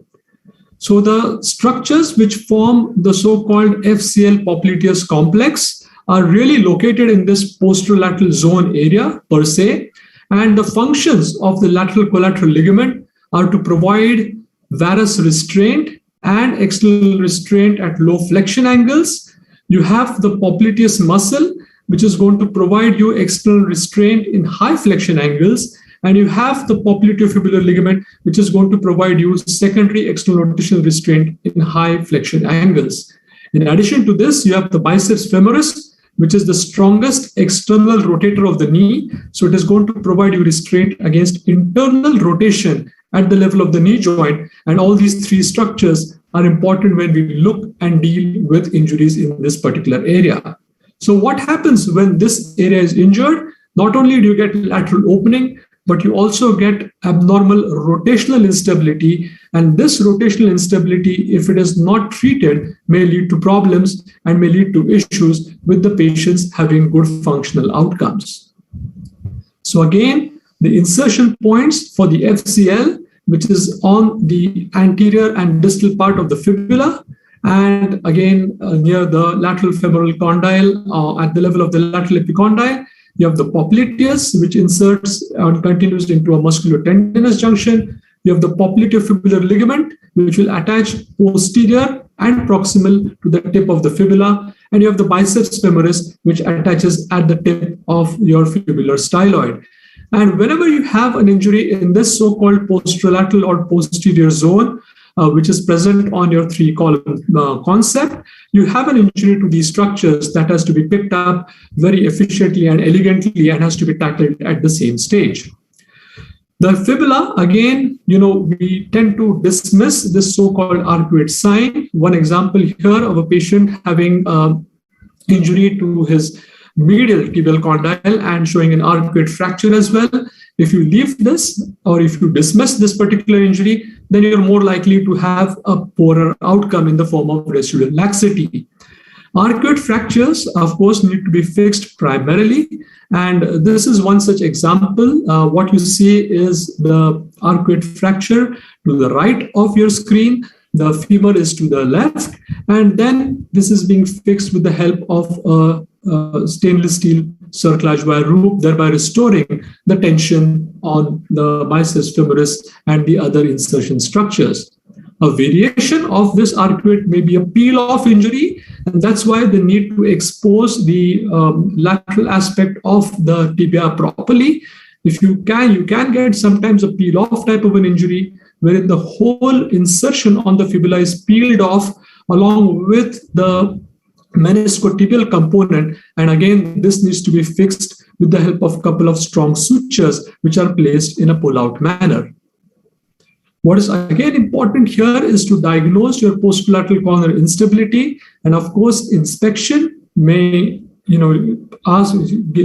way the clinical scenario. You can see that there's presence of bruising which extends more posterior, but however this is not pathognomic in the situation when there is a concomitant tibial plateau fracture. Clinical laxity is important, and whenever you have abnormal laxity with abnormal opening on the lateral side as well as abnormal rotatory instability, it should alert you to the possibility that there is a concomitant posterolateral corner injury as well. And last but not the least, you want to perform a stress X-ray intraoperatively, and whenever you have more than 3 millimeters of opening, when you do a side-to-side comparison, that should alert you to the possibility of having an FCL or a complete posterolateral corner tear. On the other hand, a PCL injury, whenever there is a positive step-off sign, it's pretty easy to pick this up on inspection. You can do your clinical laxity by doing a posterior drawer test with the knee flexed to 90. The PCL is graded on the basis of your step-off as a grade 1, 2, and 3. Anything that is more than 8 millimeters side-to-side difference is something that is important and that needs to be treated. And last but not the least, whenever you're looking at tibial plateau fractures which show a posterior eminence fracture, just get a stress X-ray done. And if there is a posterior sag, which is more than 4 millimeters, it constitutes an important PCL injury. And if it is more than 8, then it has to be a treatable PCL injury that one needs to look into. PCL avulsions, which are in association with a tibial plateau fracture, may be first treated by any of the methods that were discussed in the previous talks by performing an osteosynthesis. And then if it is a fracture, which is a fracture pattern which is not included within the hemicondyles, then one may do a small modified Band-Aid type of an approach to go ahead and fix it. If it is a part and parcel of the whole tibial plateau injury, as which was demonstrated in the previous talks, then it can be tackled through the same approach itself. We look at this case example of this 35-year-old lady with a BMI of 28. She had a road traffic accident about 7 days ago, presented with these kind of x-rays to her local physician, was referred for a second opinion. Of course, you can see that there is a fibula fracture which is lower down, but the surgeon failed to notice the presence of a rim fracture and an injury to the upper end of the tibial plateau, and she was definitely not improving. So we went ahead and got some good imaging done for her, and that's what it shows. It shows a split depression type of a fracture of her tibial plateau. And when you do an MR on these injuries, what you can appreciate is that in addition to the bone injury, which is ever so present, there is a complete tearing off of the entire posterolateral complex, which otherwise would have got missed had she been fixed only surgically, or had she been treated non-surgically completely. So she was counseled and offered for surgery. And after she was had, an arthroscopy was performed. One can see an intact medial compartment, presence of a hemarthrosis. The ACL is intact, so is the PCL. And on the lateral side, there is increased opening up of the lateral compartment. The gapping is more than 8 to 10 millimeters, and there is the presence of the fracture line and a peripheral rim fracture with depression of the lateral tibial plateau. At this instance, it was decided upon as per the preoperative clinical plan to do a combined osteosynthesis along with a repair stroke reconstruction of the posterolateral side. My normal incision for doing an isolated posterolateral reconstruction would be a straight incision that is centered distally between the fibular head and the Gerdes and proximally at the level of the lateral epicondyle. But since additional tibial osteosynthesis had to be performed, the incision was modified to a somewhat of a lazy hockey stick type of an incision. Going ahead, after exposure, the first thing that you want to do is to expose and dissect the common peroneal nerve. You want to release some fibers of the leading edge of the peroneus muscle, because there may be some scarring in the area of the nerve, and you don't want to get a late common peroneal nerve palsy. And then the 3 windows are made first to expose the fibula, to drill a tunnel in the fibula, and of course, then we go ahead and expose down to layer 3. So the first step is to start repairing the meniscus attachments, elevate the surface of the meniscus, put in suture anchors, put in your take sutures through the meniscus. And the order of repair on the lateral side is to first do the meniscus, then the capsule, then come to the tibia, then femoral attachments, and lastly, the fibular attachments have to be done. The important thing is repair alone will not be useful on the lateral side, and repair with reconstruction is the preferred norm, especially when you're dealing with a primary posterolateral corner injury. So we drilled 2 sockets on the femoral condyle for corresponding to the insertion points of the popliteus as well as the fibular collateral ligament. And this is the surgical procedure at the end, wherein the lateral side has been fixed with a raft plate and a posterolateral corner reconstruction has been performed. A semitendinosus graft is first tunneled into the FCL femoral insertion. It is then taken down distally and passed through an oblique tunnel made in the fibula. This is now tensioned at about 30 degrees of knee flexion, thereby tightening the FCL, and an interference screw is passed. And then the free limb is then tunneled underneath the tendon of the FCL and tensioned at 60 degrees to provide the popliteus tendon to be reconstructed.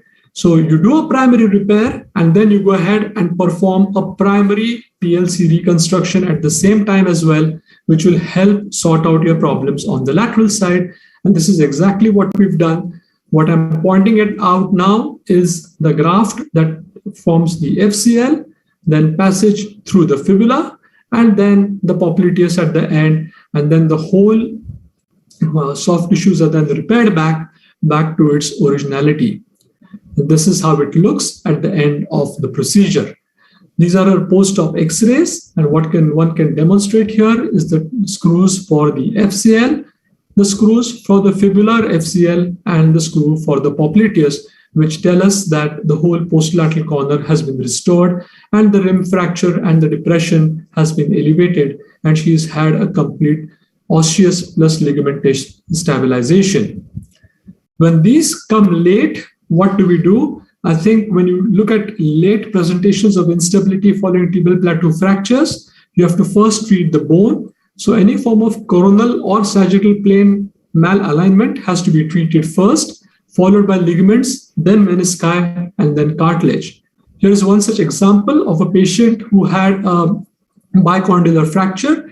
He was treated elsewhere with bicondylar plating, a posterior medial and an anterolateral plate. He continued to complain of pain and instability. He subsequently had removal of implants, and what these were his CT images, which show good constitution of the fracture, but he had persistent posterolateral corner as well as PCL laxity, and then was then treated with a subsequent arthroscopic PCL, ACL reconstruction, and a posterolateral corner reconstruction. Another example of a patient who had a fracture to his upper tibial plateau in this particular form was treated elsewhere with a surgeon who felt that he was doing the right thing by just passing a couple of K-wires, completely missed the PCL injury, completely missed the posterolateral corner injury. He then presented about 8 years later with persistent laxity and a limb that was now in valgus with malalignment at the articular surface as well. What you can demonstrate on the image on the right is that his monopedal stance view shows that there is persistent subluxation of the tibia posteriorly, and these are his CT images which demonstrate the same, in which there is malaligned joint surface. We chose to treat him with a combined osseous plus ligamentous procedure. That is his arthroscopy, showing where now on the undersurface of the patella. I just wish he had surgery and everything was tackled at the same stage. Poor gentleman now has to deal with caudal changes as well. His trochlea also shows grade 2 changes. What he also has got is an MCL laxity with gross opening of the medial side. As you see there, his medial side is completely open. So his MCL is also deficient only if the injury had been recognized on day 1. He has no ACL, he has no PCL as well. And when you look at his lateral tibial plateau, there are grade 3 changes. All of this in a gentleman who is just about 34 years old and has to undergo and has to do good physical work.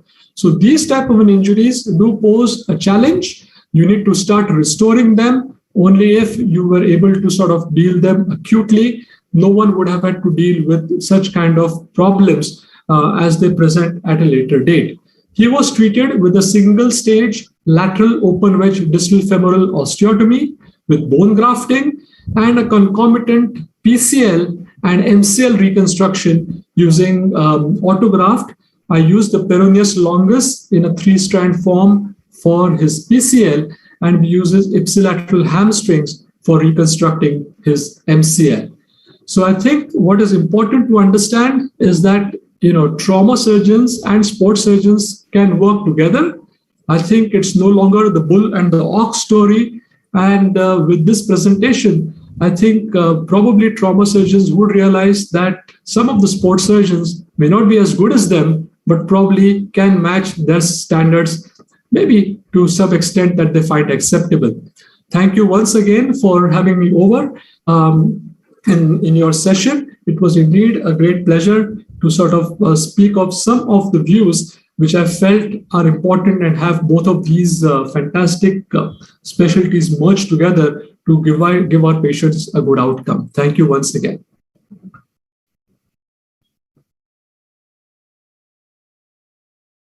Thank you very much, Sachin, and welcome, Anup. Welcome to the team. Thank you. Sorry for such a late joining. No, it's terrific you're here. So would you like to ask Sachin some questions, or would you like one of us to do it? I have a few of the question in chat box for Sachin. Sachin, wonderful talk as usual. So there's a question that should placement of the plate while fixing the fracture be different if the PCL has to be repaired? So we're talking about primary repair of the PCL, and I would not primarily repair the PCL per se unless and until it is an avulsion from the femoral side.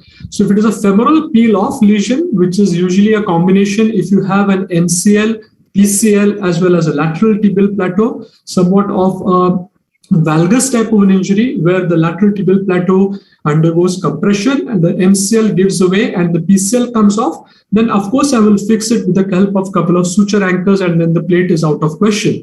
But if you're looking at a PCL avulsion that needs to be put back, then I think in that case you have to fix the fracture and then you can maneuver your PCL fixation with a single screw.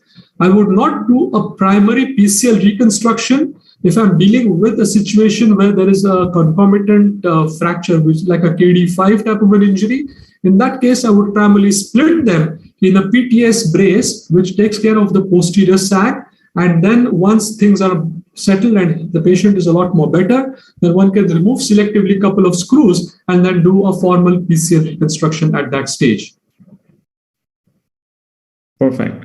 So there's another question. Do you reconstruct PCL injury primarily or in a stage? I think partially you have answered that. Yeah. So there's another question. What is the best material to repair the PCL? To repair the PCL, so I think when we're talking, let's separate repair and reconstruction. So reconstruction is using autograft. For repair, I think depending if it has to be a bony peel-off, if it is a bony peel-off, that any form of strong suture anchor, 5mm suture anchor with strong material is good enough. If it's an avulsion, then I think depending upon the size of the bony fragment, a 4-5 screw or a 3-5 screw is good enough. Thank you. There's another question, I think, from Vajara. Complex tibial plateau fractures are often associated with meniscal tears. Should these meniscal tears be repaired along with the fracture fixation, or should meniscectomy be done? Yes, I just answer in the box that when we see it, I think we should repair it anyway. I will not resect the meniscus. And many times when we have the plateau very deep depression, we have that tear, and then we have to repair. And just to answer that, is there is cruciate ligament avulsion at the time, I will not hesitate to invite my colleague to go for a pull out of the ACL at the time I do fracture. And then sometimes the water leaks and then the dry technique for the pull out, which is not that difficult. I recommend not to resect the meniscus. So the choice could be both, do an arthroscopy or an open. Once you're opening it, probably you can do an open repair. What do you say, Sachin? So many times, when you're doing an open repair, you cannot see from inside out. You normally see from outside in. So then you're seeing the periphery when you're doing an open surgery. So it becomes difficult to visualize the inner rim of the meniscus. So at these times, it's always very useful, as what Vajara has mentioned, is to just put an arthroscope in. You have the incision open anyways. You have good light, good visualization. You can see the tear of the meniscus, and you can very easily pass sutures from inside out using a variety of suture passing techniques, which then help sort it out. The meniscus tear that you really want to fix is the root tear. So when the meniscus comes off the tibial plateau with a chunk of bone or without the chunk of bone, that is the more disabling one that you want to do. And you definitely want to repair the capsular avulsions, which you can see very well when you expose the medial or the lateral side. You can see the whole meniscotibial or the meniscofemoral ligament getting peeled off, and you can reattach that very simply with the help of suture anchors or pull-out sutures. Thank you. There's another question. Till what time would you consider an acute repair of PLC? So the posterolateral corner is best repaired early. 7 to 10 days is what is ideal. Beyond 10 days, there's a lot of scar tissue formation.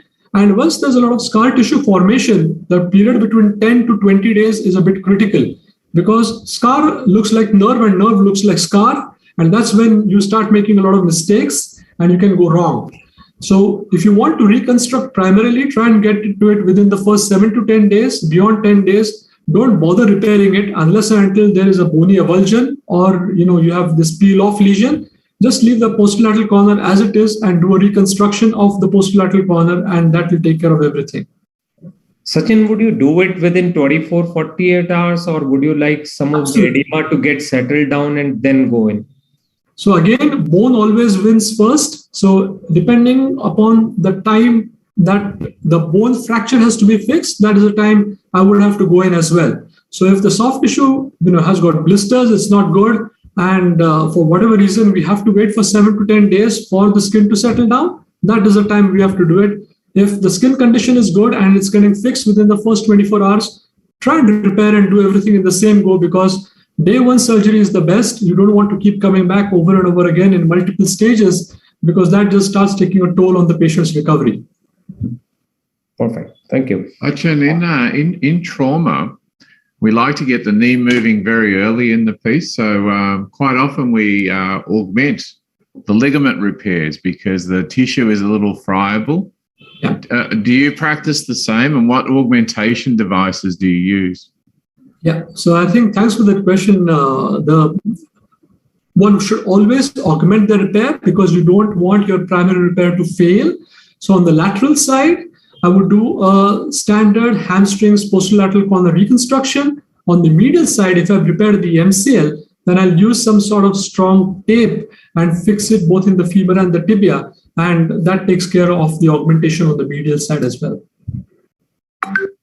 Okay. There's one more question. Marinus, please go ahead. No, go on, Anup. Yeah. So do you reconstruct or repair the LCL or PCL injury primarily or in stages? So I guess, as I said, if you're going in early, within the first 7 to 10 days, try and repair whatever you can repair.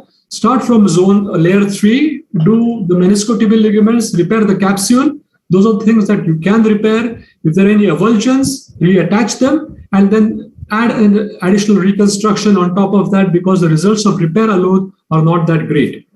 If you're going in delayed, then if there's any capsular or meniscal injury, repair that, but do a reconstruction, and that's about it. Yes, Sachin, when you do that, there's a tendency now to be more aggressive. There are actually two schools of thought, as you're very well aware, and it depends on which school of thought you're in. But in the early aggressive repair of most ligaments, if you had to choose between the ACL and the PCL and the posterolateral corner, a lot of us would do the posterolateral corner and the PCL and the extra-articular ligaments to give them stability in stance phase. Just to clarify that question, is that your view as well in sports? Absolutely, that would be the way to go. Moreover, but when we do MR scans on these patients, you can see that there are certain injury patterns which are basically peel-off lesions, and they are not mid-substance tears even for the ACL. And those type of injuries are really amenable to a primary repair technique. Put a couple of sutures and reattach them back to bone. You don't need to visit that joint again for doing any form of reconstruction. So time 0 is the best time that you can fix all these avulsions and peel off lesions. If there are mid-substance tears, as you rightly said, come back later and then do them. There's no rush to get in pretty early, except for the PCL, which I think either needs to be splinted with the help of a PTS brace or a PCL type of brace very early on, because once you develop a posterior sag of the tibia, and if it becomes a fixed posterior sag, then the whole recovery process just starts getting too delayed, because you have to do multiple procedures to try and get them back to neutral again. So Therachi, when you're doing the medial side, because the medial plateau often has ligamentous injuries, right? What's your approach to the management of the ligaments? Like, there's obviously the repair, but then how early do you get them moving? Or you're on mute, I think, Therachi. I think we do the same as Sachin said. We can explore and which one you can repair. Yeah, you just make it. For avulsion, yes, that's a great option. You have to reattach it. Yeah, but for repair, it's better than you leave it. Yeah, you do the primary repair, maybe the not perfect one, but it's come together, right? And it's the post-op is depend. If you are do the reattach, I allow the patient to move just 0 to 60 degree. I think is enough for the MCL. Yeah, but if you do the repair, maybe less than that. And yeah, we need the breast to control the varus and valgus. Yeah. Vajara, with your talk, which was a really nice talk about the complex tibial fractures, when you have a very comminuted medial side and a very comminuted lateral side, which do you choose first? Yes. Because a lot of the participants are often challenged by this particular question. Yes. I still confirm that articular block, because you have no reference at metaphysis, because at the base of the metaphysis, medial lateral cannot have a reference. So I prefer to reconstruct the joint block first. And then you check the rotation, not only medial lateral, the level, but the rotation of the medial lateral is important because you have no reference now. And then we have a joint block. Now you manage the metaphysis fracture, right? With bridging on both sides or one side, depends on the fracture. And are there any considerations? Because in the bicondylar tibial plateau fractures, there are meniscal injuries. Do you think there are ligament injuries in those as well, Vajara? Do you pick them up at times? Yes, I think when we have a deep plateau fracture, very deep, it's more likely you have a meniscus tear somewhere. And I will consult my sport colleagues always that to look if there is something that we can repair, we repair the lateral meniscus. And many times, it's torn. It is buried, it is pressed by the femoral condyle into the plateau, and then it's most likely they have some tear, and then they can help us to repair this. If I can repair myself, it is just a simple suture, that's fine. But if it is very complicated, I didn't do arthroscope for at least 10 years already, so my colleagues will help this. So lateral meniscus is the medial. I do not do MRI routinely that we have the medial or not. But the displacement of the medial is not that much most of the time. So the lateral is very often that we saw. So it is good now to recommend to do MRI before anything that you can decide to do whatever in the operating theater. So MRI is very important nowadays. Yes.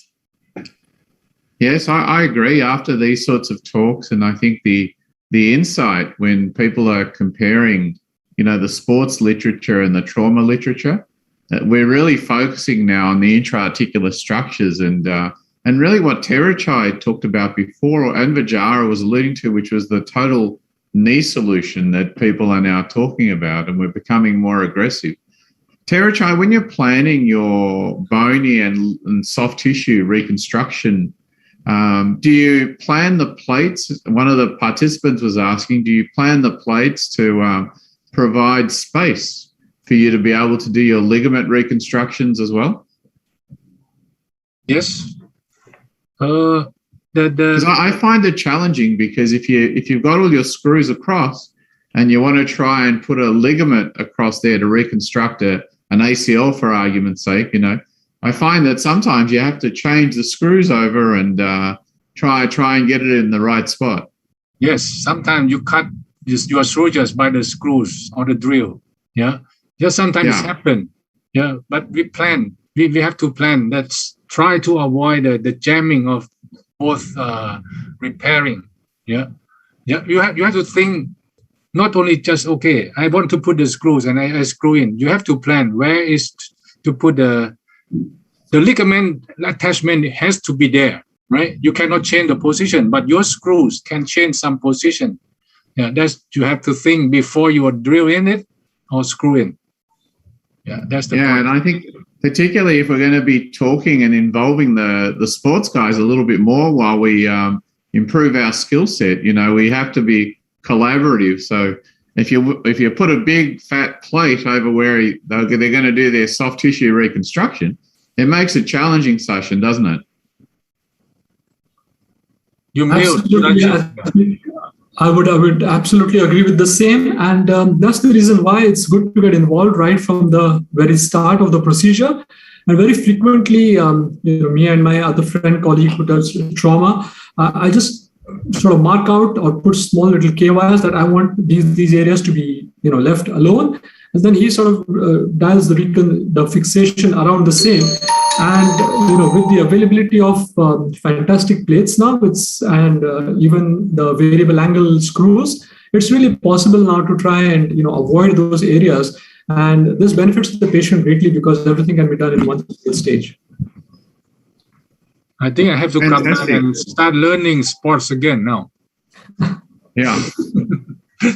Well, that's terrific. Look, I'd like to. It's been a long session. It's been a very interesting one. The talks have been very high level and of great quality. And I always, like everyone else, learns as much as we teach on these things. So I'd like to thank all of our faculty. I'd like to thank Vincenzo Giordano, Therachi, Vajara, Rodrigo, and Sachin. I'd also like to thank Leah and Anup and Jamal for all their help, and really the APOA for all their support for these educational initiatives. And this seminar should be on the web, linked to the Asia Pacific Trauma Society over the next few weeks. So if you'd like to have another listen to some of the ideas, and there were plenty of ideas tonight, please log on and at your leisure and spend a lot of time reflecting. So thank you, everyone. Thank you for participating, and I wish you a good morning, good day, or good evening. Good night from me. Okay. Thank you. Thank you. Good evening. Bye-bye. Bye. Bye. Bye. I have to repair my camera, Maria. Terima kasih. Yes, Professor Therachai, come to Jakarta again. Yeah. Okay, great. Long time no see, huh? Yeah. So we can stop the recording now if you like. To everyone in Indonesia. Thank you. I will. Yeah. I will. Recording Bye-bye. stopped. Okay, bye-bye. Bye-bye, Leah. Thanks, everyone. Good on you. Enjoy your day. Thank you. Thank you. Bye-bye. Thanks so much. Thanks, Sachin. Thanks for joining us. Vajara, terrific. Leah, have a great day. Thank you. Bye-bye. Thank you. Bye.